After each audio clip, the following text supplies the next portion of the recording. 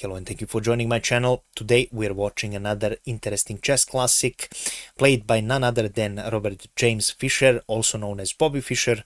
He was playing this game as black and his opponent was Fredrik Olofsson. The game was played in 1959 in Zurich, Switzerland. And Bobby Fischer was still going at his peak. He was not at his top peak there, but still this game is a wonderful example of endgame conversion by our Bobby Fischer, our dearest chess legend.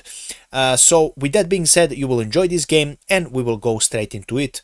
We have c4, we have knight to f6, knight to c3, and we have g6 for Bobby Fischer, going for King's Indian. We have d4, bishop to g7, e4, pushing away these pawns, which is common theme in the King's Indian. d6 for black. Black now gets ready to play e5, knight to f3, and we have a castle for Bobby Fischer. White continues his development with bishop to e2. We have e5, a standard move of the position, and in this position White decided to go for a d5. By the way, after e5, if you decide to take, and after d takes on e5, if you decide to take this looks like a free pawn, but then queen takes on d1. Now you can go bishop d1, and now we have this thematic sacrifice in King's Indian I probably showed you before. And after knight takes on e4, bishop takes on e5, the position is equal material wise, but black is completely fine, and he's actually slightly better because of this active bishop that now prevents this black bishop from developing because he attacks the pawn. Also this bishop is open, and black has everything he might want from an opening. So that is why after e5 you don't take this pawn, but you play d5, one of the ways to continue at least. Knight b to d7 for Bobby, and we have bishop to g5 here played for White. h6 pushing away this bishop, and we have bishop to h4. a6 for Bobby, we have knight to d2 for White. Queen goes on e8, now you want to get rid of this pin from this bishop, of course. g4 for White, White decides to attack, or at least try to. We have knight to h7, preventive move, and also getting ready to push your own pawn on f5, very common in King's Indian defense. Queen goes on c2, and we have knight to g5 here played for black. Bobby offers this knight for a trade. White for now doesn't take, and he goes for h3. Now knight goes on c5, this knight takes this square, but for now everything is defended and this knight is not that scary. We have a long castle for White, and bishop d7 was played for Bobby Fischer. We have f3 on the board simply to overprotect this pawn, and right now we have knight a4 offering the trade. White accepts, bishop takes, and we have b3 pushing away this bishop. And for now, king side of, or actually should I speak queen side of White is completely safe. Bishop retreats on d7, and we have bishop f2, another retreating for White, retreating move for White. White wants to save a bishop pair for now. We have c5 to block, of course, the scope of this bishop, and right now we have h4 attacking Bobby's knight. Bobby retreats it to h7, and bishop e3 was played, with later idea to maybe target this pawn on h6. We have b5 on the board. Bobby now tries to create some counterplay, of course. When your opponent attacks and you have an opposite castles, you definitely want to open up your opponent's position. Knight to b1 for now. White doesn't want to take. We have f5 hitting the center, g takes, and right now we have e takes on f5 on the board. Bishop takes on f5. Now this queen is attacked, and queen goes on d2 for White, also attacking this pawn. In the game e4 was played, so Bobby for now ignored this threat of taking this pawn. In the game, rook d to g1 was played. Although this is a completely normal move for any human being, computer marks it as a mistake and sees that rook h to g1 is a better move. After e4, what would happen if you accept this and take this pawn? And then e3 would follow, cutting the connection, and after bishop takes on e3, bishop picks up on b1, king picks up on b1, queen e5. The idea is that now this diagonal is very weak and you cannot defend it really easily.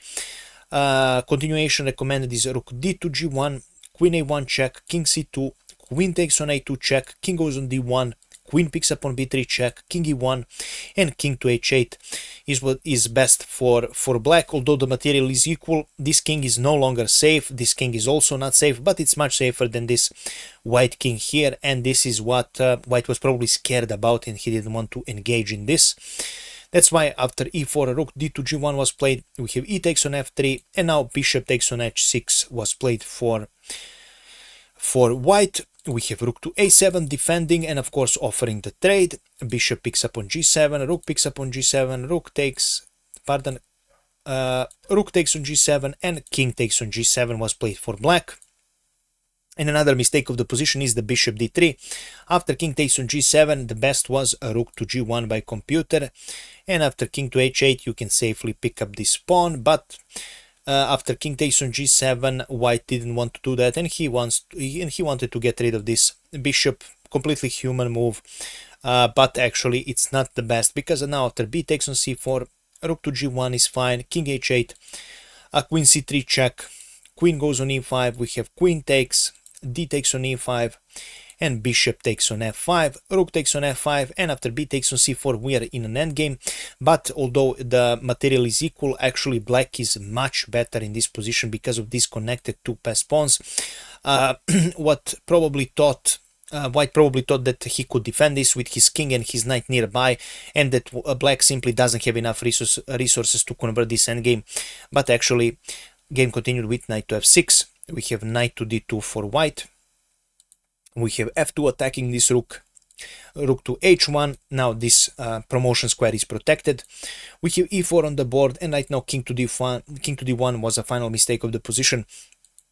After e4, there is still a magical way to hold this draw. Let's say after knight to f1, if you go knight to g4, king to d2 is what follows. And if you go e3, you don't want to take this, of course, but you go king to e2, and for now you basically hold the draw. It's not easy to find in a game. Probably it was time control was probably also an issue. This was a 37th move. King to d1 was played. Crucial mistake, because right now this allows e3. A knight goes on f1 for white. Now rook to e5, getting ready to push for e2. King goes on e2. It seems like the blockade is set, but after knight to h5, the things are getting difficult.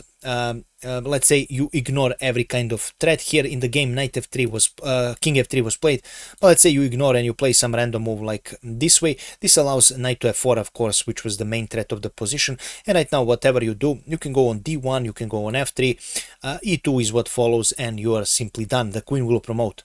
So after knight to h5, we have king to f3, and after e2 on the move 40, where Friedrich Olofsson decided to resign to Robert James or Bobby Fischer, because there is no way of stopping the promotion. If you go knight to g3, we go e1 and we queen, and now you can you can take this. Computer recommends this one, but of course the rook hangs, and if of course you take with the rook, we will have another queen here, and the game is completely done here. The position is over.